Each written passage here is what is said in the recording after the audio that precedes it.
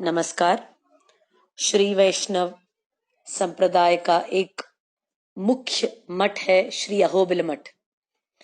श्री अहोबिल मठ में भगवान श्री लक्ष्मी नरसिंह मालोल नरसिंह के रूप में हमें दर्शन देते हैं और इनकी आराधना करते आए हैं संत महात्मा जो अड़गिय सिंगर के नाम से जाने जाते हैं।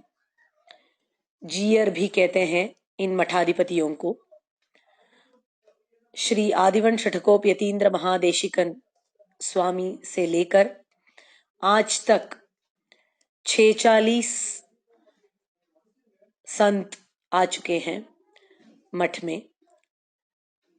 इन जीयरों में से 43वें जीयर थे श्री देवनार विड़ागम अड़गिय सिंगर, श्रीवंश शठकोप श्री वीरराघव यतीन्द्र महादेशिकन, ऐसा नामकरण किया गया था इस स्वामी का।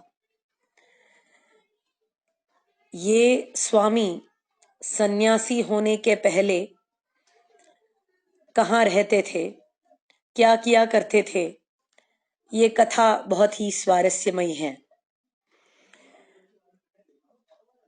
दक्षिण भारत में तंजावुर जिले में कुंभकोण क्षेत्र के पास देवनार विड़ागम नाम का एक श्री ग्राम है, जहां लक्ष्मी नरसिंह नाम के ये स्वामी रहा करते थे। बड़े ही श्रीमंत घराने के थे ये। कहते हैं कि ये पूरा गांव और आजू बाजू के काफी क्षेत्र इनके परिवार के अधीन में था। इतने श्रीमंत लोग थे ये। लेकिन इस लौकिक श्रीमंती में इस पूरे परिवार का कभी भी दिलचस्पी नहीं था। वे हमेशा भगवान के आराधना को ही हम अपना धन मानते थे। जैसे स्वामी आळवंदार कहते हैं, धनम मदीयम तव पाद पंकजम। बिल्कुल उसी तरह भगवान की आराधना, उनके श्रीपाद में सेवा करने को ही अपना असली धन माना करते थे ये लोग। और श्री लक्ष्मी नरसिंह जी भी इसी तरह भगवत आराधना में बड़े ही श्रद्धा दिखाते थे। इतना ही नहीं, शास्त्रों के अनुसार सदाचार निष्ठा में उनकी मति बहुत ही प्रेरित हुई थी। अब आदमी ने कैसा जीवन जिए, शास्त्रों के अनुसार जिए, क्योंकि शास्त्र जो है वो भगवान का कहलाया हुआ आज्ञा है। तो शास्त्रों को भगवत आज्ञा मानकर जो उसके रास्ते पर चलता है वो भगवान को बहुत ही प्रिय हो जाता है। और भगवत प्रीति से ज्यादा हमें क्या उद्देश्य हो सकता है जिंदगी में। अगर भगवान हमसे प्रिय हैं तो हमें सब कुछ मिल गया। तो भगवत प्रीति के लिए शास्त्रों के अनुसार जीना बहुत जरूरी होता है। और ऐसी ही जिंदगी, शास्त्रानुसार जिया हुआ जिंदगी, हमें ऐसे महानों के चरित्र में दिखाई देता है। श्री लक्ष्मी नरसिंह जी सदाचार का आचरण करते थे। जो भी नियमित था शास्त्रों में बिल्कुल उसी प्रकार जीते थे। प्रातः स्नान करने से लेकर संध्या वंदन हो या फिर भगवान की आराधना हो, उसके बाद भागवतों को अन्नदान दिलाना हो, अतिथियों का सत्कार हो, सारी चीजों को बिल्कुल शास्त्रानुसार अनुसरण करते थे यह स्वामी। जब काल बीतता गया तो उन्होंने अपने 2 भाइयों को भी पाल पोस कर बड़ा किया, जिनके नाम वीर राघव और श्रीनिवास देशिकन थे। इन्होंने अपने छोटे भाई श्रीनिवास देशिकन को अंग्रेजी की शिक्षा भी दी, उन्हें MA BL भी बनाया। लेकिन कहा कि अपना असली जो धन है वो भगवान की आराधना है और किसी भी प्रकार अगर तुम धन को पाते हो धर्मानुसार, अगर तुम कोई वृत्ति करके धन को पाते हो तो उस धन को भी भगवान की आराधना में ही लगाया करो। और यही शिक्षण उस स्वामी को अपने भाई से मिला, श्रीनिवास देशिकन स्वामी को, और यही शिक्षण उन्होंने अपने संततियों को भी दिया और अपने मित्रों को भी दिया। तो ये लक्ष्मी नरसिंह स्वामी का दूरदर्शन था कि अगर अंग्रेजी विद्या भी प्राप्त करे तो भी उसे हम भगवान के कैंकर्य के लिए उपयोग कर सकते हैं। यही आज के काल में बहुत ही उपयुक्त हो सकता है, क्योंकि सभी लोग अंग्रेजी शिक्षण ले लेते हैं और अलग अलग जगह पर काम पर चले जाते हैं, लेकिन वो काम करके जो भी धन पाया जाता है उसको भगवान के कैंकर्य के लिए प्रयोग करने से सबका कल्याण होगा। ये दूरदर्शित मति स्वामी लक्ष्मी नरसिंह की थी। ये उन्होंने सिखाया अपने भाई को और भाई द्वारा पूरे जगत को। फिर जब थोड़ी और समय बीती तो इनको अहोबिल मठ से बुलावा आया। श्री अहोबिल मठ के ही शिष्य थे इनके पूरे परिवार वाले। इन्होंने अहोबिल मठ के 41वें जीयर के श्री चरणों में आश्रय लिया था लक्ष्मी नरसिंह स्वामी ने, और कहते हैं कि कुछ सालों के लिए मधुरांतकम नाम के संस्कृत विद्यापीठ में वे अध्यक्ष भी रहे, प्रधान अध्यक्ष, प्रिंसिपल भी रहे। और उसके बाद जब अहोबिल मठ के 42वें जीयर पधारे, जिनका नाम है इंजिमेट अड़गिय सिंगर, उन्होंने उनके कहने पर बहुत सारे सदस्यों में सहभाग लिया था। सदस्य जो है वो विद्वानों का सम्मेलन होता है जिसमें शास्त्रों की बात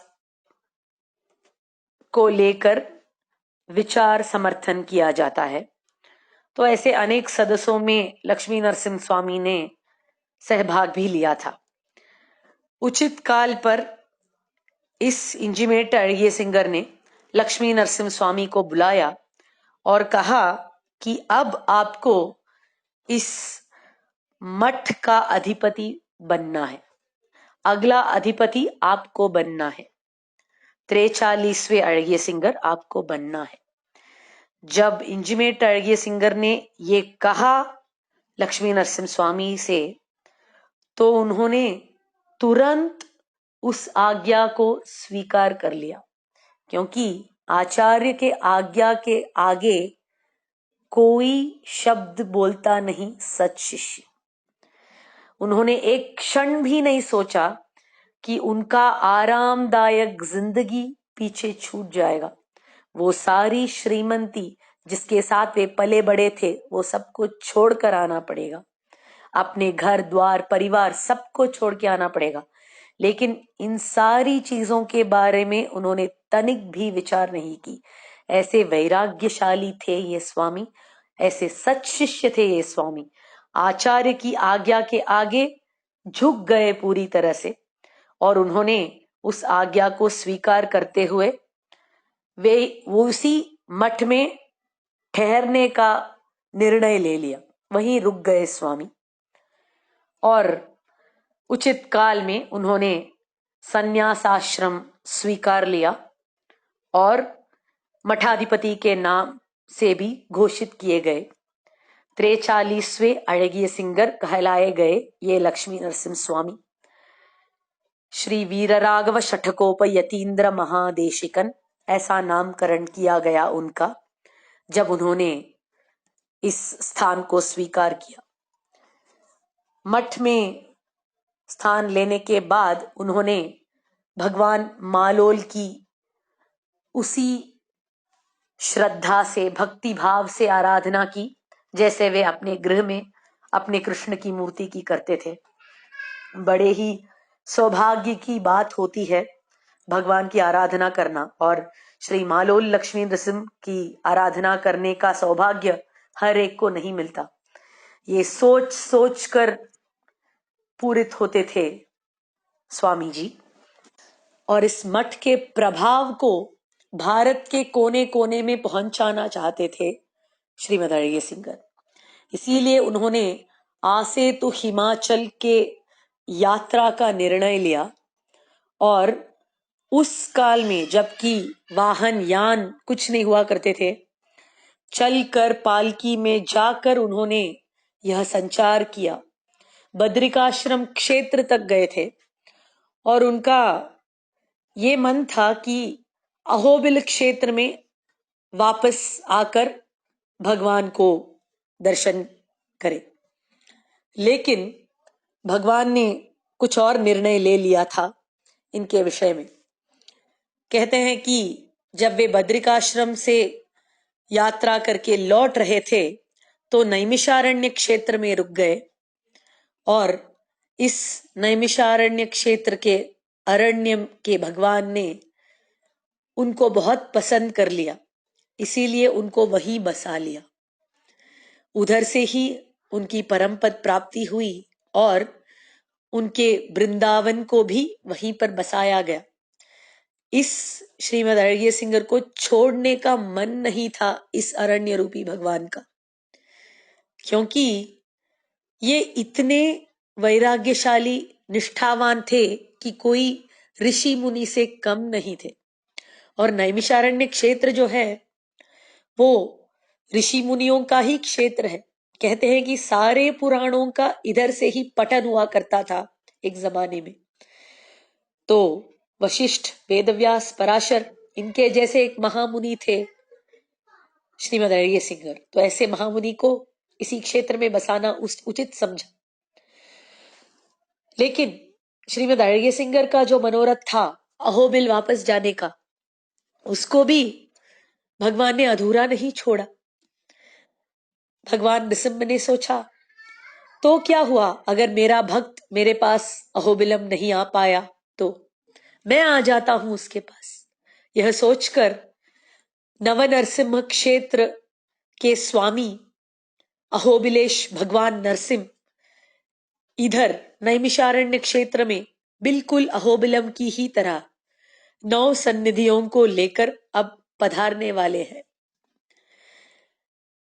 43वें अड़िगे सिंगर के बाद जो अड़िगे सिंगर आए, मुक्कूर अड़िगे सिंगर, विल्लीवलम अड़िगे सिंगर और अब के तिरुकुड़ंदे अड़िगे सिंगर, सभी का यह मनोरथ था कि उनके आचार्य का मनोरथ पूरा हो जाए और इधर नवनरसिंह क्षेत्र बने।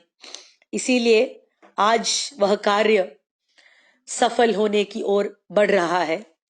अद्भुत मंदिर बंधे जा रहे हैं नौ नरसिंह भगवान के लिए, और यह जो कार्य है लगभग 2 साल में पूरा हो जाएगा भगवान की कृपा से, आचार्य की कृपा से। इस महाकैंकर्य में सभी लोगों ने शामिल होकर इसका लाभ उठाएं, ऐसी विनंती है। यह आचार्य का कैंकर्य है, भगवान का कैंकर्य है। यथा किंचित अगर हमने इसमें भाग लिया तो हमारा पूरा खानदान सुखी और सुश्रेय हो जाए। तो अवश्य इस कैंकर्य में भाग ले। और जैसे हमने कहा, यह क्षेत्र जो है ऋषि मुनियों का क्षेत्र है, इसीलिए ऋषि मुनियों का भी इधर मूर्तियों की स्थापना की जाने वाली है। वशिष्ठ, शक्ति, पराशर, वेदव्यास और हमारे श्रीमद अड़िगे सिंगर जैसे महान ऋषियों की भी मूर्ति हमें यहां पर दर्शन करने को मिलेगी। तो अवश्य इस भागवत कैंकर्य में सहभागी हो जाएं और भगवान के प्रीति का पात्र हो जाए सभी ने, ऐसी विनम्र विनंती है। धन्यवाद।